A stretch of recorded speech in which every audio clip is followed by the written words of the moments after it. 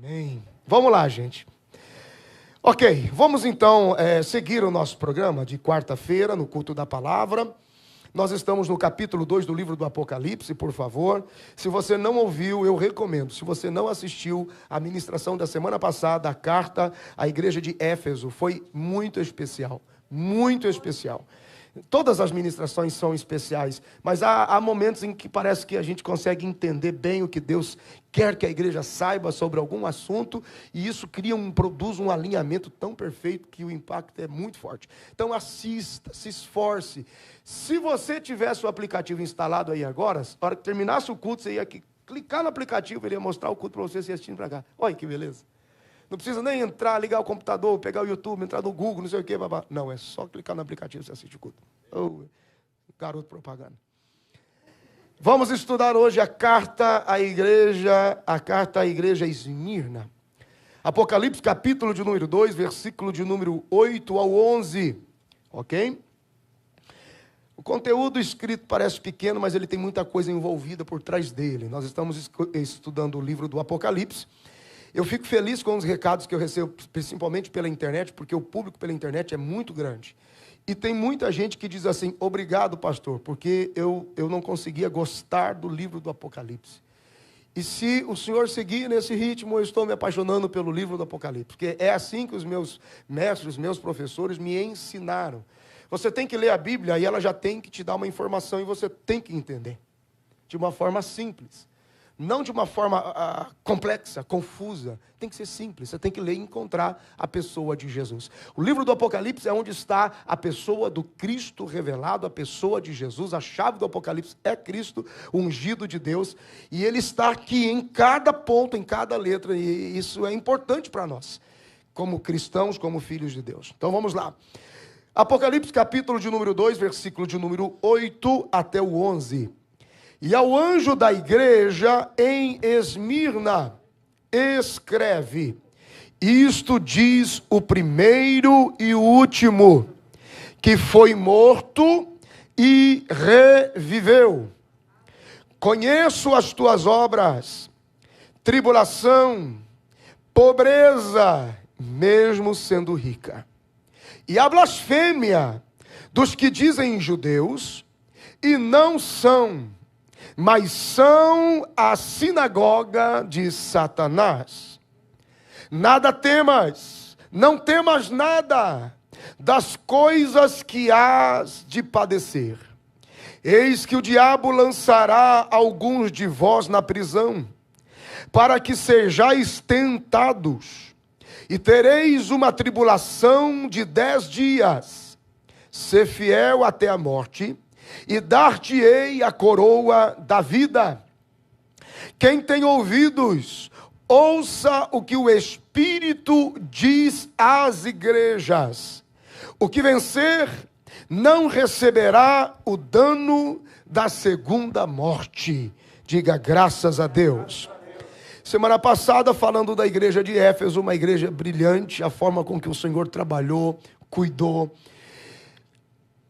Estas igrejas na Ásia, as cartas que cada uma delas receberam, e Jesus está dizendo a João, pelo Espírito, você percebe que o final de Esmirna termina destacando, o Espírito diz às igrejas. Veja que a carta é para Esmirna, mas é pelo Espírito do Senhor.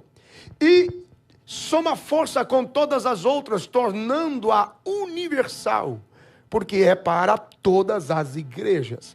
Está falando para Esmirna, mas está falando não só para a igreja de Esmirna, mas quando o texto diz ao que vencer, está falando para os vencedores da igreja de Esmirna. Não está dizendo que toda a igreja de Esmirna, mas aquele que vencer. E tem que se ter ideia que aquele que vencer não é aquele que suporta as dificuldades até o final. É aquele que suporta as dificuldades até o final, perseverante, sem desfalecer, sem retroceder, sem recuar, sem desanimar. Porque tem gente lutando as lutas das aflições desse tempo, e é um bom lutador, é um bom guerreiro, mas semelhante à igreja de Éfeso, quando o Senhor chama a atenção, dizendo: você luta, você briga, você resiste aos nicolaítas, você expulsa os profetas, você expulsa os maus, você luta, se esforça, batalha, e você não desfalece, mas por tudo aquilo que você luta, não é o que você é, porque tenho contra ti que você perdeu o seu primeiro. Então não é só o fato de lutar, porque lutas todos têm, adversidades todos passamos, mas essa permanência incrível que nos dá a esperança de que Deus está em cima e de que a nossa esperança é o Senhor e a eternidade com Ele. E é isso que nos alimenta, senão não dá para continuar uma relação com Deus. Então vamos considerar algumas coisas aqui. Com relação à posição adotada, especialmente na carta aqui à igreja de Esmirna, as cartas eram destinadas a congregações locais. E o propósito das cartas tinha como propósito e objetivo corrigir erros e incentivar, encorajar a submissão a Jesus. Por ser o grande vencedor, por ser aquele que morreu e ressuscitou, ele denuncia isso. Então Jesus está, ao mesmo tempo que corrige os erros, ele os incentiva, ele os encoraja, dizendo: eu espero que vocês entendam que eu sou o primeiro e o último que foi morto, mas reviveu, estou vivo. Então as batalhas que vocês enfrentam são batalhas espirituais, das quais eu venci por vocês. Eu triunfei por vocês. E o Senhor Jesus, ele vai dimensionando para cada uma das igrejas aqui, em cada uma das cartas, ele vai destacando pontos relevantes para um, não tão para outros. E as cartas não só tratariam do período, o caráter universal das cartas, não só tratariam dos períodos que possivelmente descreveriam a igreja a partir dali. Falamos uma das primeiras, já no início, quando nós introduzimos as cartas, que não só apontavam para a congregação local de Esmirna, ou de Éfeso, ou de Pérgamo, como apontava para tempos e épocas e estações da igreja, tempos e épocas e estações de cada crente individual, porque a cada carta ele fala coletivamente, mas ele repreende e ao mesmo tempo consola e dá esperança, dizendo ao que vem ser de cada tempo, de cada época, de cada período, de cada igreja, de cada ambiente. Então aqui, ok. Cada uma das cartas, elas têm destaques diferentes. Existem cartas com mais elogios, existem cartas a igrejas sem elogio algum, existem igrejas que sofrem a condenação, outras não ficam expostas à condenação. As cartas estão envolvidas em elogio, exortação, condenação e promessa para a igreja, de forma coletiva, universal ou individual. E a cada carta, Cristo ele é apresentado como aquele que tem e está em posição de autoridade. E essa autoridade, ele chama a atenção para a autoridade semelhante à autoridade que se sabia a respeito de Deus. Então ele olha para si, chama a atenção e diz: eu estou em posição de autoridade para liberar sobre vocês elogio, condenação, exortação e promessa. Quando Jesus elogiava uma das igrejas, ele estava estabelecendo, revelando o seu controle absoluto sobre as igrejas. Ele está dizendo: o meu elogio é o direito que eu tenho de conhecer você e saber do seu valor. Ele fala em valores espirituais e que tem reflexo no dia a dia de cada uma das igrejas. Então, ele está dizendo através do seu elogio: a minha soberania está sobre a igreja. O posicionamento de condenação, quando então também demonstrava essa soberania sobre toda a igreja. Então nós temos dois elementos aqui: elogio e condenação. Diga comigo para você guardar. Diga elogio e condenação. Então esses dois aspectos aqui, eles estão considerados juntos, ok? Aí nós temos uma distinção, por exemplo, duas igrejas, das igrejas Ásia, não recebem nenhum elogio. A igreja de Sardes e a igreja de Laodiceia. Elas ficam sem elogio. E duas igrejas, de todas as igrejas, elas não recebem nenhuma condenação, que é a igreja de Esmirna, que nós estamos estudando, e a igreja de Filadélfia. Ok? Aqui vai se construindo o perfil comportamental de cada uma das igrejas. Agora, a exortação aqui, ela tem como base chamar a atenção para o arrependimento e a perseverança. Então, essa chamada de atenção para arrependimento e perseverança está presente, está mais intenso nas igrejas de Esmirna, Tiatira, Filadélfia. Estas igrejas são encorajadas a perseverar. As outras já são tratadas de uma forma diferente. As outras são exortadas ao arrependimento. Então, umas são exortadas para a perseverança e outras são exortadas para o arrependimento. A igreja de Esmirna, ela também é conhecida, chamada de a igreja sofredora, e ela também soma forças com a igreja dos mártires. E à medida que nós vamos estudando os textos, isso vai ganhando força e a gente se identifica de alguma forma, em algum momento, quando você lê sobre a obra missionária e com algumas pessoas que se identificam com o perfil de Esmirna, que são convocadas a um nível de perseverança tal, que tem uma luta direta com o diabo, com Satanás, com o reino de Satanás, com a sinagoga de Satanás. Jesus está dizendo a João: escreve à igreja de Esmirna, porque eu sou o primeiro e o último que fui morto e reviveu. As promessas aqui, tais como estão, não são feitas diretamente à igreja na sua coletividade, mas ao vencedor dessa igreja. Significa que depois de uma vida de lutas, é considerado um vencedor aquele que lutou crendo, sem desfalecer na sua fé e na sua esperança, sem negar a sua esperança em Deus. Então não basta só lutar, tem que lutar crendo.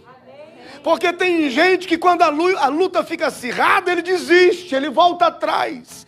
Ele abandona a sua fé, ele abandona Deus, ele abandona o culto, ele abandona a esperança. Não, mas Deus tem que fazer alguma coisa por mim porque eu estou lutando muito. Deus tem que fazer alguma coisa por mim porque eu estou batalhando muito. Não basta lutar, lute, mas vença. E como nós estamos tratando de valores que são sobrenaturalmente espirituais, lutar para vencer é lutar crendo, sem perder a sua fé. Diga graças a Deus se você entendeu até aqui. Aleluia. Agora um cenário, um paralelo vai se construindo a partir do versículo de número 8 e 9. Jesus, quando ele se identifica, mais uma vez, eu sou o primeiro e o último, ele está chamando a atenção da nação de Israel. Ele está se identificando como Deus de Israel, agora no Filho que foi morto e ressuscitou. Porque essa expressão, eu sou o primeiro e o último, Israel conhecia dos profetas relativos, pertinentes a Deus. Era Deus que na boca dos profetas se anunciava: eu sou o primeiro e sou o último. Por exemplo, nós temos alguns textos aqui, livro do profeta Isaías, alguns poucos textos, só para você entender. Livro do profeta Isaías, capítulo de número 44, versículo de número 6, por exemplo. Assim diz o Senhor. Veja sobre a palavra profética da soberania de Deus sobre todos os demais ídolos. Versículo 6, assim diz o Senhor, Rei de Israel e seu Redentor, o Senhor dos exércitos: eu sou o primeiro, eu sou o último, e fora de mim não há Deus. Bendito seja o nome do Senhor. Vamos mais um ou dois, vamos lá. Capítulo 48 de Isaías ainda, um pouquinho mais à frente. Livro do profeta Isaías, capítulo 48, versículo 12. Dá-me ouvidos, ó Jacó, e tu, ó Israel, a quem chamei, eu sou o mesmo, eu o primeiro e também o último. Bendito seja Deus. E nós não podíamos deixar de fora o 41. Volta um pouquinho atrás, Isaías 41. A palavra de Deus é extraordinária. Livro do profeta Isaías, capítulo 41, versículo 4. Quem operou e fez isto, chamando as gerações, desde o princípio, eu, o Senhor, o primeiro e com os últimos, eu mesmo. Bendito seja o nome do Senhor. Quando Jesus diz à igreja de Esmirna, quando ele diz no princípio do Apocalipse, quando ele diz eu sou o primeiro e o último, ele está dizendo aquilo que eu falei sobre mim e meu Pai se cumpriu. Aleluia. Então diga a Israel, eu sou o primeiro e o último. Isso iria apontar para Deus. Diga graças a Deus. Jesus, com estas palavras, está definindo a sua divindade. Ele está manifestando a sua divindade, e isso significa que ele estava dizendo: a minha autoridade agora é a autoridade do Pai, Deus Todo-Poderoso. Esse é o seu Jesus, e a ele seja glória para sempre. Bendito seja o nome do Senhor. Diga graças a Deus. Ele está dizendo: eu sou aquele que venceu o Calvário, eu sou aquele que tem autoridade sobre toda dor, sobre toda morte, e a ele seja a glória para sempre. Por todo o Apocalipse, irmãos, nós vamos encontrar este constante contraste entre Deus e o diabo, entre o Cristo de Deus verdadeiro e o anticristo falso, que é colocado falsamente e tenta enganar o povo, que dele se tornará escravo de todas as suas maldades, de todos os seus projetos malignos. O anticristo que se manifesta lá, naquela forma da besta que surge do mar, ele foi totalmente ferido, mas viveu. E ele quer se comparar ao Cristo que morreu e reviveu. Então, há uma constante entre Deus e o diabo, entre Cristo e o anticristo. Só para trazer a sua memória, lá no livro do Apocalipse, no capítulo de número 13, e no versículo de número 3, está o registro: e vi uma das suas cabeças como ferida de morte, e a sua chaga mortal foi curada, e toda a terra se maravilhou após a besta. Então veja que estão chamando, o anticristo vai chamar a atenção. O espírito de Satanás, que deixa onde ele está aprisionado, vem, ele é lançado sobre a terra. Este espírito entra no anticristo, que morre e aparece vivo para chamar a atenção do mundo, mas especialmente de Israel, chamando a atenção, dizendo: eu sou o Cristo, mas o falso Cristo, ele é o anticristo. Então ele se apresenta em uma imitação traiçoeira da morte e da ressurreição de Cristo. Qual a diferença? A diferença é que Cristo morreu, ressuscitou, e é ele quem tem as chaves da morte e do inferno. Bendito seja o nome do Senhor. Então é só um pequeno detalhe que o faz bem diferente do anticristo. Bendito seja o nome de Jesus. Se você entendeu até aqui, diga graças a Deus. Aleluia. A trajetória, irmãos, da igreja de Esmirna tem como base a vida, obra, ministério e itinerário de Jesus. Quando Jesus diz, olha os versículos 8 e 9: ao anjo da igreja em Esmirna escreve e diz: eu sou o primeiro e último, que foi morto e reviveu. Agora veja, conheço as tuas obras, e tribulação, e pobreza, mas tu és rica, ou mas tu és rico, e a blasfêmia dos que se dizem judeus, e não são, mas são da sinagoga de Satanás. Olha que coisa interessante. A cidade de Esmirna, obrigado, querido, ela era tão formosa, tão esplendorosa quanto a cidade de Éfeso. As duas estavam muito próximas em importância regional, histórica, geográfica. São lindas cidades da antiguidade. E a igreja de Esmirna, ou a cidade de Esmirna, embora sendo uma das grandes referências, tinha na sua prática de fé atitudes precárias de culto, de esperança e de atitudes em relação a Deus. Eles estão sendo expostos. E agora a carta é um anúncio, estão sendo anunciado a eles, dizendo que toda aquela sobrecarga, e aquele descrédito, e aquele peso, e aqueles conflitos, se assemelhavam muito à trajetória e à vida de Jesus. Então, os versículos 8 e 9 é um consolo. Jesus está dizendo, eu sei pelo que vocês estão passando. Eu sei o que significa tribulação. Eu sei o que significa estar pobre mesmo sendo rico. Eu sei o que é estar exposto em blasfêmia. E eu sei o que é ter um monte de gente do seu lado dizendo ser judeu, mas não são. Porque todos aqueles que se ausentam da sua fé tornam-se sinagoga de Satanás.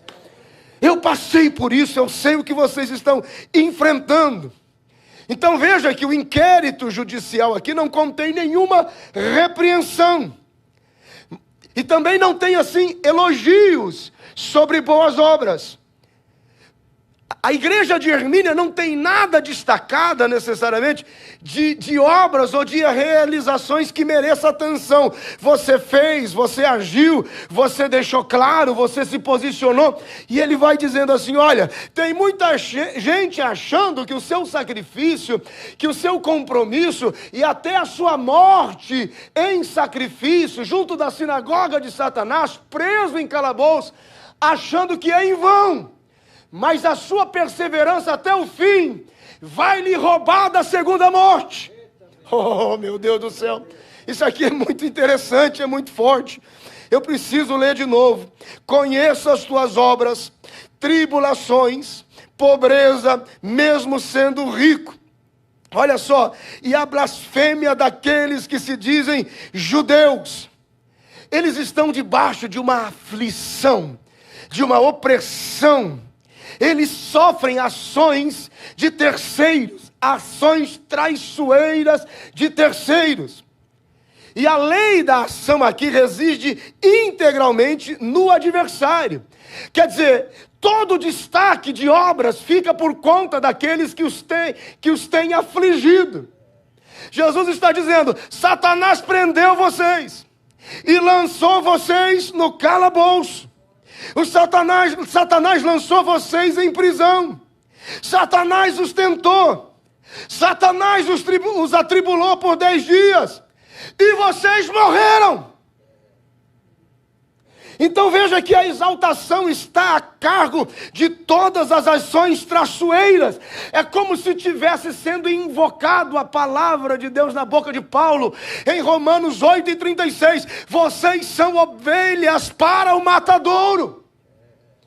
Por que o Senhor está falando isso, Jesus? Porque eu sei o que isso significa. Eu sei o que é falar e não ser ouvido, pregar e não ser atendido. E quanto maior a bondade, mais próximo da cruz e da morte você se aproxima. Eu sei o que é isso, Esmirna. E eu estou lutando com uma igreja de mártires, que não será conhecida por grandes feitos, que não será conhecida por grandes obras, que não será conhecida por grandes realizações. Mas tu, Esmirna, será lembrada que foste paciente até o dia da sua morte, e não negaste o meu nome, e venceste a segunda morte.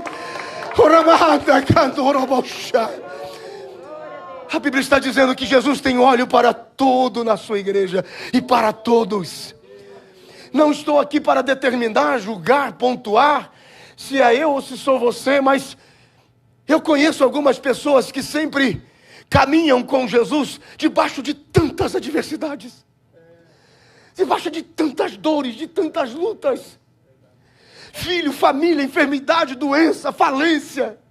Nunca foram prósperos, nunca saíram de suas casas, mal saíram da rua das suas casas. A congregação fica na esquina, lutando com seus filhos nos morros e com todas as outras circunstâncias.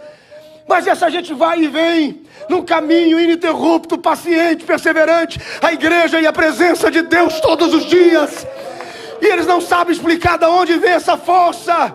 E quando você olha, você diz: meu Deus, Satanás está contra a família do nosso irmão. E ele diz: vai passar, pastor, Deus está trabalhando. E se terminar assim, está tudo bem, eu estou com Jesus.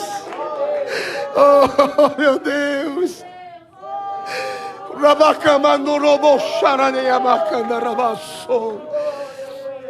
Não estou dizendo que seja essa a sua condição, mas se for, se você faz parte de uma igreja de mártires, em que a sua fé é provada, o seu coração é provado, e que você às vezes não sabe porque as coisas estão acontecendo dessa forma, saiba que mesmo que você não tenha muitas realizações visíveis, mas só a tua paciência, a tua fé, a tua perseverança, Deus está dizendo: calma, o teu sofrimento se parece com o meu. Pastor, mas eu estou morrendo. Eu também morri.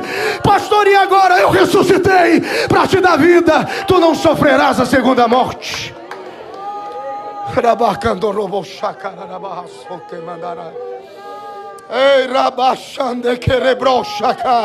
Aleluia, aleluia, aleluia. Oh, meu Deus.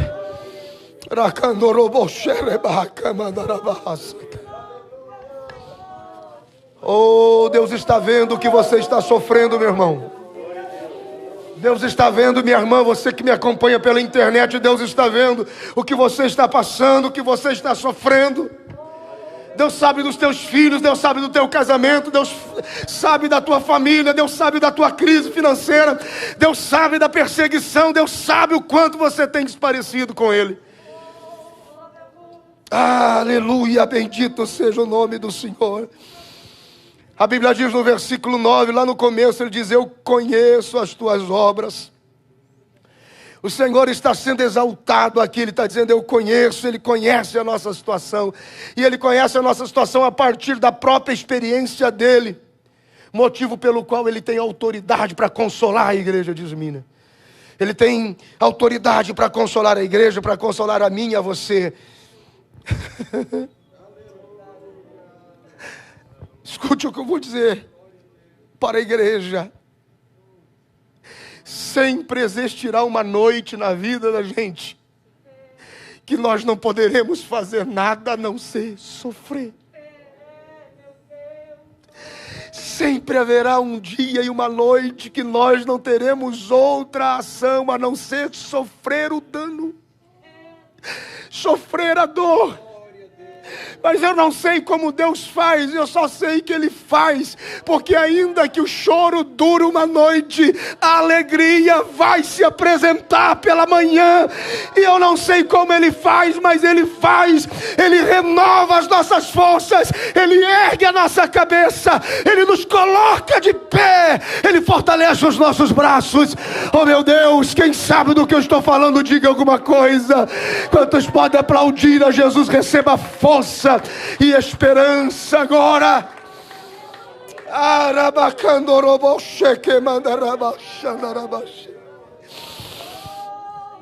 Aleluia, aleluia, aleluia, aleluia. Jesus está dizendo: eu sei o que isso significa. Olha o que a Bíblia diz no Evangelho de Lucas, capítulo de número 22, versículo de número 53. Diz assim a palavra do Senhor. Lucas capítulo 22, versículo de número 53. Eu tenho estado todos os dias convosco no templo, e não estendeste as mãos contra mim. Mas está tudo bem. essa é a hora de vocês, a hora do poder das trevas. Eu tenho que passar por ela. Olha o que ele diz para Pilatos no Evangelho de João, capítulo de número 19, com toda a sua autoridade, com todo o seu poder, com os anjos à sua disposição. João capítulo 19, versículo 11. Então lhe respondeu, versículo 10, disse-lhe, pois, Pilatos, não me falas a mim? Não responde tu que tem o poder para te crucificar e tem o poder para te saltar? E Jesus disse, nenhum poder tu terias contra mim, se de cima não te fosse dado. Pois aquele que me entregou a ti, maior pecado tem. Então se este é o teu poder sobre mim, usa-o. Jesus está dizendo, tem circunstâncias em que a gente diz, se é esta noite escura que venha. Se é esta noite dolorosa que venha. Se é esta atuação agora que passe sobre mim. Ele está dizendo, eu sei, eu morri e revivi, eu sei do que eu estou falando. Irmãos, aconteceram momentos em que Jesus se silenciou. Diante da cruz, ele se silenciou por alguns momentos. Ele está amarrado na cruz. Ele não vai falar e não pode falar o que gostaria de falar. As suas mãos estão pregadas, ele nem sequer pode uni-las para uma oração. Se é que pudesse ser sugestão para fariseus, olha, ele uniu as mãos para orar, porque tem gente que pensa que só o gesto vale a oração. Ele nem sequer podia tirar as mãos da cruz para com um gesto dizer, parem que está doendo. Era a noite escura. Era o poder de Pilatos, era o poder da morte operando sobre ele, porque o contrato deveria ser cumprido, porque aquele que cumprir a lei e morrer, deverá viver por ela. Bendito seja o nome do Senhor, glória a Deus, diga graças a Deus. Havia muito amor envolvido. Veja que ele está dizendo 3 coisas, eu quero separar assim. Se você quiser sublinhar, sublinhe tribulação. E depois você pode sublinhar pobreza. E depois você pode sublinhar a blasfêmia. Essas 3 palavras aqui, aleluia. A igreja de Esmirna, nessa declaração, ela está se unindo com o Senhor na sua expiação, na sua atitude de paixão. Ela está se conectando com Ele através dessas palavras. E aqui esses paralelos, esse tríplice paralelo aqui, nós temos 3. Nós temos a tribulação, a pobreza e a blasfêmia. Então, quando nós estamos falando de tribulação, isto aqui recorda, nos leva às aflições de Cristo. Então Paulo escreve sobre isso, Colossenses, carta de Paulo aos Colossenses, capítulo de número 1, versículo 24. Regozijo-me agora no que padeço por vós, e na minha carne cumpro o resto das aflições de Cristo, pelo seu corpo, que é a igreja. Veja esse testemunho, quando ele fala assim, as tribulações, ele fala sobre as aflições que o seu corpo sofreu e que seria transferido espiritualmente, sobrenaturalmente para a sua igreja. E Paulo está dizendo, eu continuo nessas aflições. Percebe? Segundo, ele diz, pobreza. E ele está chamando a atenção sobre aquilo que diz a respeito dele. Quando Paulo escreve alguma coisa sobre isso, na segunda carta de Paulo aos Coríntios, no capítulo de número 8, e no versículo de número 9, ele diz assim, porque já sabeis a graça do nosso Senhor Jesus Cristo, que sendo rico, por amor de vós, se fez pobre, para que pela sua pobreza enriqueceis a muitos. E essa expressão aqui, pobreza, fala exatamente sobre essa falência de recurso. Isso aqui é pobreza material. Isto aqui também é manifestação do efeito da tribulação. Veja o que a Bíblia diz em Hebreus, no capítulo de número 10, e no versículo de número 34, diz assim a palavra de Deus. Porque também vos compadecestes das minhas prisões, e com alegria recebestes o roubo dos vossos bens. Olha isso. Sabendo que em vós mesmos tendes nos céus uma possessão melhor e permanente. Diga graças a Deus por isso. Então vamos entender o que isso significa aqui, queridos. A pobreza aqui provocava na igreja danos espirituais também. E Jesus sabia do que se tratava. Essa expressão pobreza aqui, ela tem uma raiz no hebraico que é um nome bem interessante que eu tive que escrever. Pitocheia. E essa expressão pobreza, que pitocheia, representa um mendigo na beira da rua, arisco, assustado, espantado, que não para de incomodar o seu próximo. Por quê? Porque o judaísmo sempre defendeu uma bandeira de altíssima prosperidade. É por essa razão, e aqui, irmãos, esses dias eu dei uma palavra sobre oferta e algumas pessoas não me entenderam. É que tem que ter estrutura e maturidade. Vou falar com bastante carinho, presta atenção. Para o judaísmo, todas aquelas pessoas que estão desprovidas de recursos financeiros, carregam sobre si alguma espécie de maldição.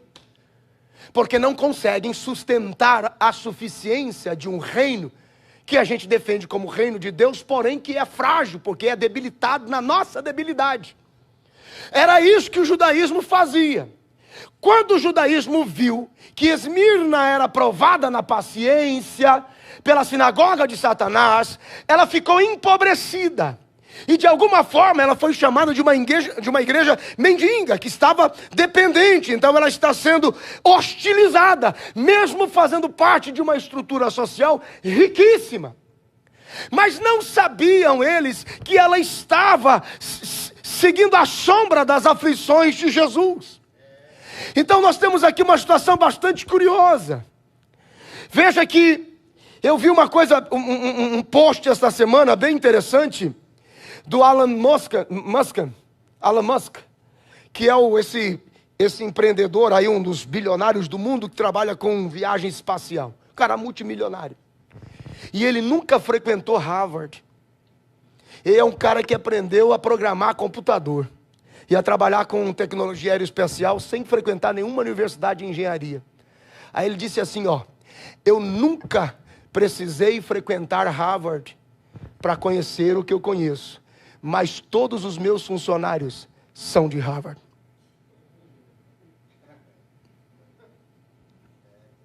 Percebe? Então, existem umas coisas aqui, irmãos. A forma com que você se organiza, com que você prioriza as suas coisas, para você prosperar no reino de Deus. Vida abundante é vida abundante em todos os aspectos. Você não precisa ostentar, você não precisa esbanjar. Mas existe sim um peso espiritual e não pode ser normal. Você precisa viver bem, com suficiência e alegria, tendo a sua mesa cheia de expectativa, um sorriso no rosto da sua família e dos seus filhos, sem que se torne escravo de um sistema monetário de dívidas que te fazem perder o sono. Não, mas você precisa levar em conta, isso é relevante, isso é importante. Jesus está dizendo, a tribulação, as minhas aflições, a pobreza semelhante a mim, mas você, por testemunho de fé, como igreja de mártire que você se torna, você sofre também a condição de... Aí vem o lado espiritual ministerial, porque vem um ponto de equilíbrio. Porque nem todo mundo é o ministro ou o ministério para sofrer essa aflição. Tem o lado da igreja martirizada que sofre com a sua ausência de recursos para manter as suas atividades litúrgicas normais e até avanço na obra missionária. Elas cairão em descrédito de alguma forma, serão tidas como igrejas fracas espiritualmente, que não são capazes de orientar os seus membros a se tornarem responsavelmente, biblicamente prósperos. Meu Deus, espero que eu não tenha ofendido ninguém, irmão. Eu sempre conto uma história, eu começo a concluir, lá da cidade da onde eu venho, na outra cidade onde eu venho, desde mais novo, que eu vi 2 irmãos crescerem dentro de uma casa, onde o pai era construtor civil. Os 2 irmãos cresceram ajudando o pai. E todos começaram na primeira fase de toda a iniciação da construção. Lá no Brasil, chama orelha seca, né? Que é o auxiliar do auxiliar do auxiliar do tijolo do auxiliar, né? Então aí, e eles começaram, os dois começaram, mas com o passar do tempo, um deles olhou para o pai e falou: pai, eu estou cansado de carregar esse cimento, eu quero aprender a bater esse cimento. Qual é o segredo da mistura do cimento? Ah, essa é a proporção de água, essa é a proporção de cimento, tem uma proporção de areia se você for fazer um reboco, então isso aqui é a proporção. Ele se tornou com pouco tempo especialista em preparar massa para tijolo, massa para reboco, massa para piso. Falou: pai, eu já evoluí, eu preciso crescer um pouco mais. Como é que o senhor trabalha com as paredes? Qual que é o segredo da fundação? O pai ensinou a fundação. Ele ficava cavando buracos no fundo da casa para aprender a fazer a fundação. Pai, como é que faz o assentamento do tijolo? Assenta o tijolo. E ele foi: fundação, assenta o tijolo, coloca a parede, coloca várias paredes, aprende o reboco, aprende a estrutura da laje que vai vir, aprende a estrutura da laje. E foi evoluindo, e foi evoluindo. E o irmão dele continuou carregando o cimento. Os meus dois filhos, do mesmo pai, aprendendo a mesma coisa. Um continuou carregando o cimento e o outro se tornou um grande empreendedor imobiliário lá na frente. Percebe que existem pessoas que ouvem a mesma coisa, mas têm atitudes diferentes. Você ensina a mesma coisa na escola, cada um faz. Percebe? Então é preciso cair em si para isso. Para que a gente acorde: meu Deus, eu tenho algo em potencial e posso desenvolvê-lo. Diga graças a Deus por isso. Ele fala sobre blasfêmia, e aqui a gente vai começar a concluir. Quando ele fala sobre blasfêmia, ele está falando sobre calúnia, ele está falando sobre difamação em função de todas as adversidades que a igreja Hermínia passava. Então a igreja aqui de Esmirna, essa pobreza vai tornando a igreja perante os judeus uma igreja questionável. Então a pergunta dos judeus é: como é que pode vocês viverem uma vida tão deplorável adorando um Deus tão rico e tão grande? Só que eles não entendiam que eles estavam dando testemunho pelo martírio, do testemunho de Cristo. É como se o Senhor Jesus estivesse dizendo assim: eu tenho uma igreja que seguirá o fluxo do martírio, e assim será. Eu também sou o Senhor dessa igreja, e os darei paciência até o fim. Percebe por que algumas atividades parecem que não conseguem fluir tanto? Então, a pergunta é: como pode? E os crentes de Esmirna, eles provavelmente vivenciaram até o confisco de bens e de terrenos, como a expressão de Hebreus 10:34 que nós lemos antigamente.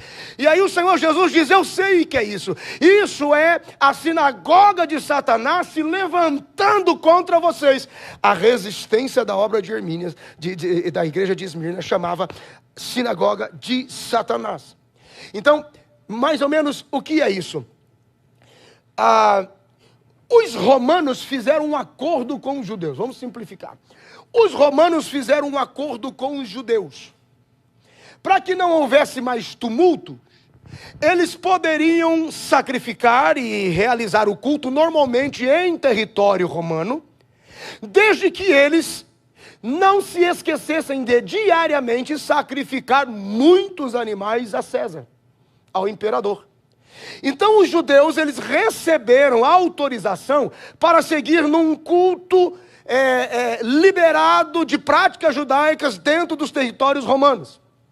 Só que quando no dia de Pentecoste, Atos capítulo 2, desceu o fogo do céu, os judeus que agora foram cheios do Espírito Santo, começaram a falar em línguas estranhas e foram comparados, chamados de cristãos.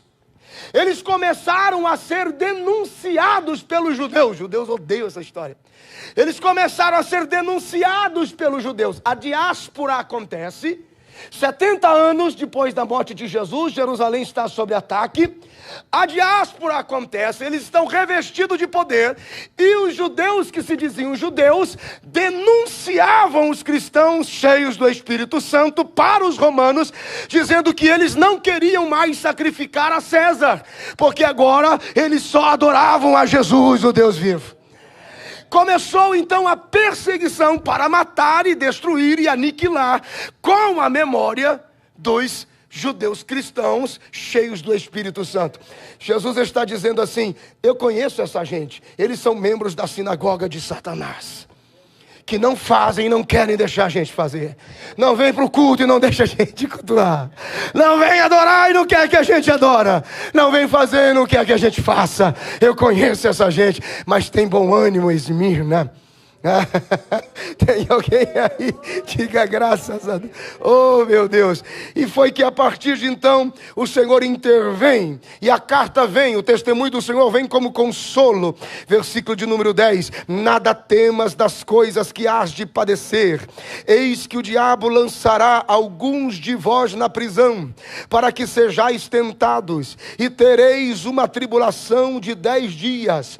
Sê fiel até a morte, e dar-te-ei a coroa da vida. Bendito seja o nome do Senhor. Jesus está dirigindo a palavra individualmente a cada crente de Esmirna. E ele começa dizendo, não temas. Essa expressão não temas também não tenham medo de nada. Na sua perseverança e paciência, não tenham medo de nada, porque eu venci o mundo, e vocês também terão êxito em toda a paciência. Diga glória a Deus por isso. Bendito seja o nome do Senhor. Jesus está dizendo, vocês estão prestes, Esmirna, de entrar no período de muito sofrimento, em que a noite será a única opção que vai restar para vocês. Há uma guerra espiritual travada com o diabo, que se levanta contra a vida, a obra e paciência de vocês. Vocês terão uma tribulação de 10 dias. Não precisa especular, nem buscar raiz em Daniel. Aqui, o número 10 no Apocalipse, significa que a tribulação que eles iriam enfrentar, isso é forte, vocês estão preparados? Olha só a igreja mártire. Número 10 significa, Jesus está dizendo, vocês enfrentarão por 10 dias. A tribulação que vocês irão enfrentar não durará muito, mas também não durará pouco, mas vocês a enfrentarão toda, do começo ao fim. O choro pode durar uma noite. Por que ele está dizendo toda, do começo ao fim? Porque tudo nessa vida acaba. A única coisa que não acaba são as misericórdias do Senhor, que não tem fim. Diga graças a Deus por isso. Bendito seja o nome do Senhor. E nós vamos encerrar agora. Jesus está dizendo, seja fiel, Esmirna. Seja fiel até a morte, eu lhe darei a coroa da vida. Bendito seja o nome do Senhor. Você já foi fiel a romanos, Esmirna. Você já foi fiel a gregos, Esmirna. Você já foi fiel a tantas outras fontes de inclinação e culto e reverência. Mas olha, quem fala com você é o primeiro e o último, que foi morto e reviveu, Esmirna. Confie nas minhas palavras, seja fiel às minhas palavras, bendito seja o nome do Senhor. E quem tem ouvidos, ouça o que o Espírito diz à igreja, aleluia, porque é universal, é para todos, para toda a igreja, bendito seja o nome do Senhor. Jesus está dizendo, a morte física eu enfrentei, mas a morte e separação eterna de Deus, não mais. E ainda que a morte física lhe seja necessária, Esmirna, enfrente ela e não negue a sua fé. Não diminua a sua esperança, porque aqueles que assim com esperança se entregam diante das adversidades, não sofrem a segunda morte, não morrerão em Deus, não sofrerão. Meu Deus do céu, alguém entende isso? Quero que você coloque a mão direita no seu coração e feche os teus olhos por alguns instantes.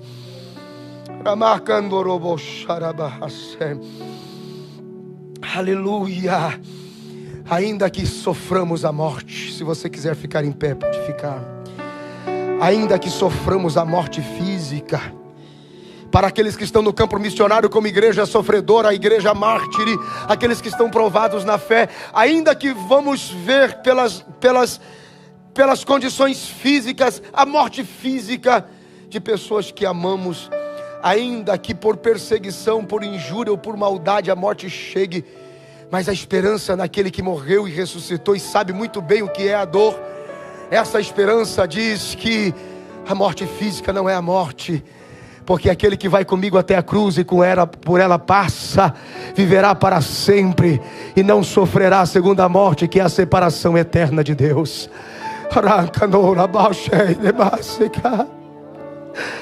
Oh, meu Deus. Queridos, está descendo sobre nós agora um bálsamo de consolo. Assim diz o Senhor: há uma noite escura para alguém, há uma noite que você terá que passar. Aleluia. E as minhas forças, você será visitado pela manhã, logo após a noite escura, com força de Deus. Jesus sabe o que é esta dor, Ele sabe o que é esta aflição.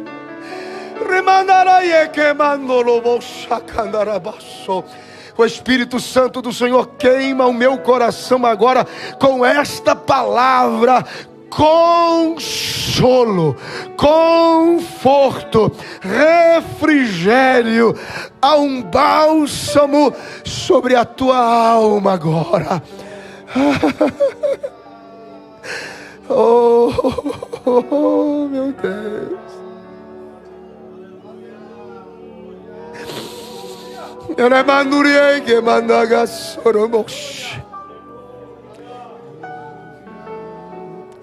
Em fervente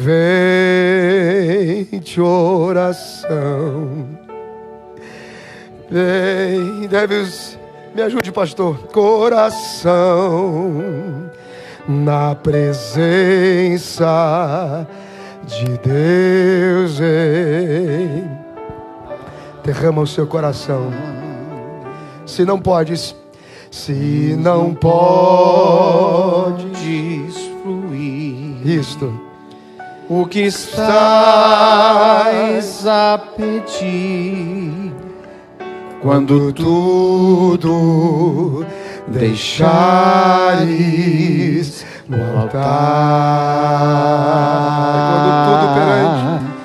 quando tudo perante o Senhor estiver, e todo o teu ser Ele controlar,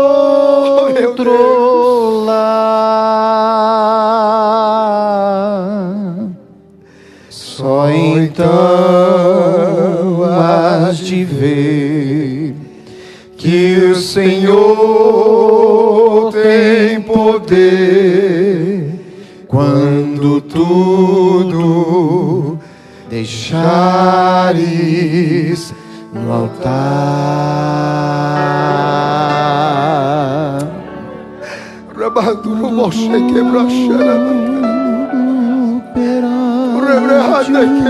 Perante o Senhor estiver, e todo meu ser Ele controla. Há uma doce presença, um bálsamo de Deus agora.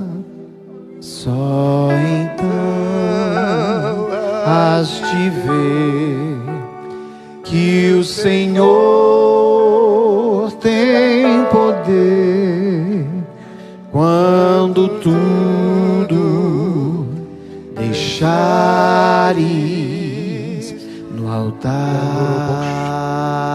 Precioso Espírito Santo, abrace os teus filhos agora de uma forma única. Ai, condobrochacandarabas. E se no final de tudo somos chamados para ser a igreja dos mártires, então que assim seja. Mas aqueles que estão tão sobrecarregados hoje, Senhor, traz alívio para esta dor e para este cansaço, Senhor.